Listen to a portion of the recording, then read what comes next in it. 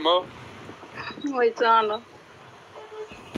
Gel onu. Bir getirdi diyeyim. Şu peşinde şu erkek. Ne erkek? Okan. Masum can, o masum. Bu ama anlatma saman işlep durmam. Qawlay Xuda. Bir ne der?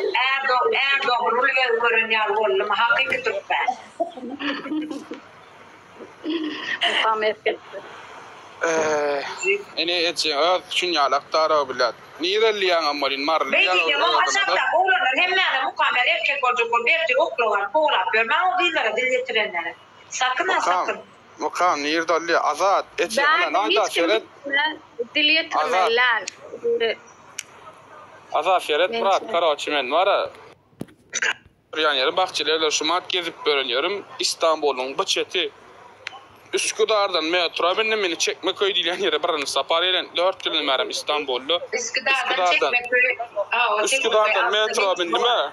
Üsküdar'dan metro bindim ha. Çekmeköy. O zaman nerede ne? Çasnovka garla düşmeliyim de değil mi? İyi son Kasnov. Ona son Asnovka.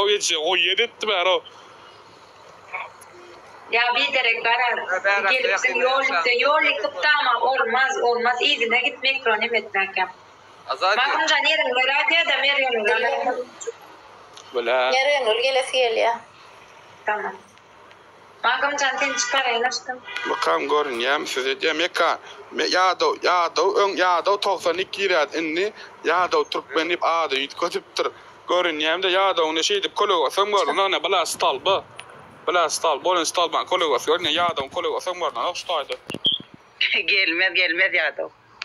Onu ben sormam yani. Onu kancan iyirin metrolardan yapılmak. Gayet gelmez o. Ne gayçakla çekim çekeyim hadi.